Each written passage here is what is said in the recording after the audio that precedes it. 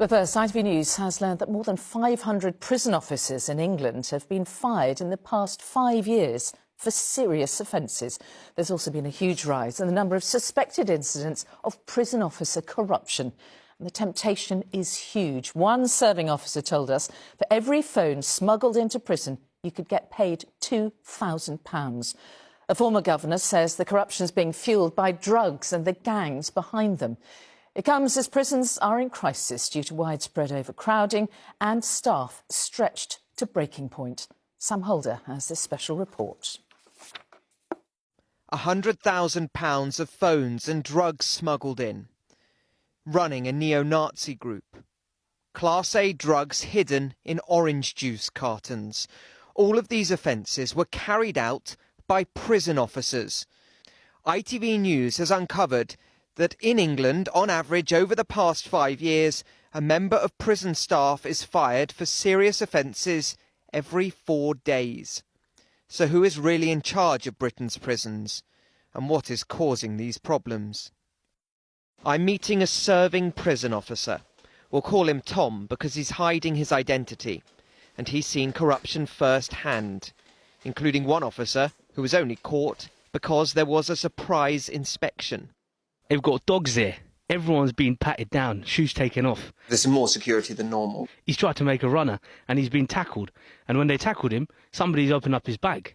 He must have had about 20 phones inside. You could be making £2 per phone.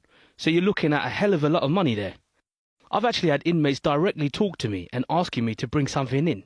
Obviously, I've turned them down. And their response to that was, well, other officers do it, so why can't you? It's easy.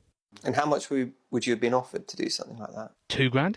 You carry one bag of phones, you might double your salary for the year. Or triple it.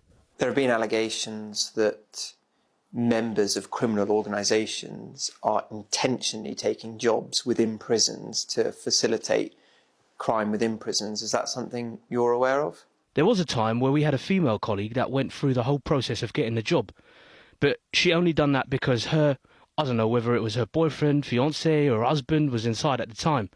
But she only got found out because other inmates were calling her by her street name. We found a 270% increase in suspected corruption in English prisons since 2020. Staff and prisoners have told us about lonely officers being groomed by criminal gangs in male prisons. Male officers offered companionship, female officers reeled in by romance. Like Hannah Angwaba, who tried to smuggle tens of thousands of pounds of drugs after being exploited by a prisoner she thought she was in a relationship with. And Stephanie Heaps, who secretly married a convicted murderer and ended up helping his criminal organisation.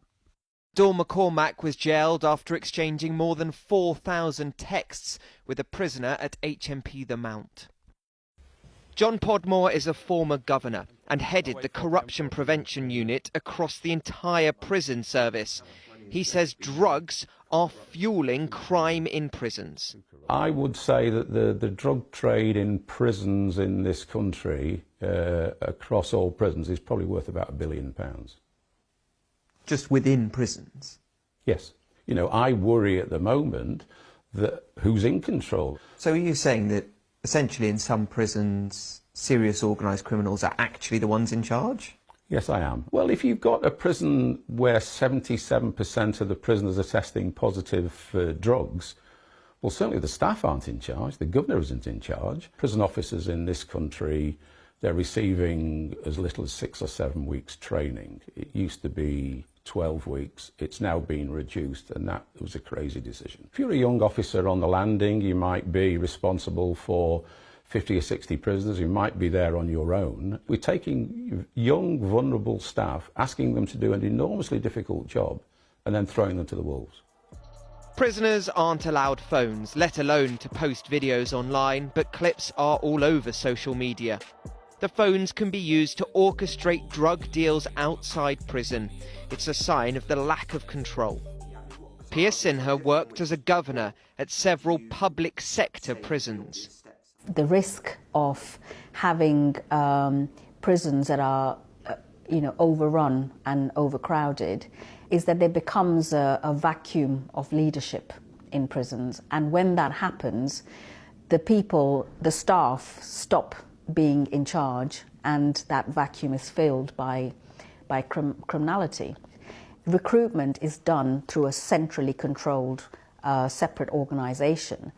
And the worst point is the governors are sitting in their offices, tied up, doing complicated HR processes in order to get rid of people that they didn't want in their jails in the first place.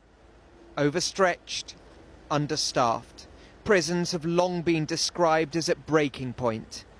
It's through those cracks, according to these former governors, that criminal organisations have slipped through. Well, Sam, this is shocking. It's really alarming figures. What's the Ministry of Justice said about this? Well, we asked the Justice Secretary if she wanted to take part in an interview, but that was turned down. So instead we got a statement. And the Ministry of Justice say that while the overwhelming majority of prison staff are hardworking and honest, we're catching more of the small minority who break the rules.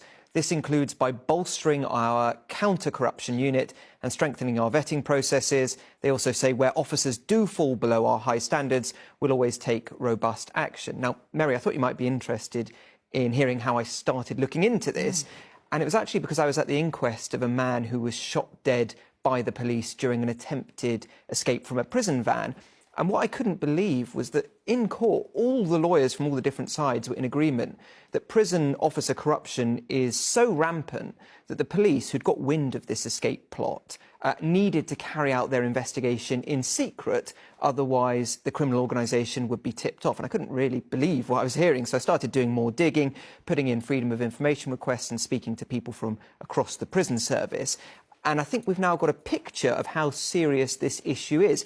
And while the Ministry of Justice are right that it is only a minority of prison staff, it only takes a few to undermine the entire system.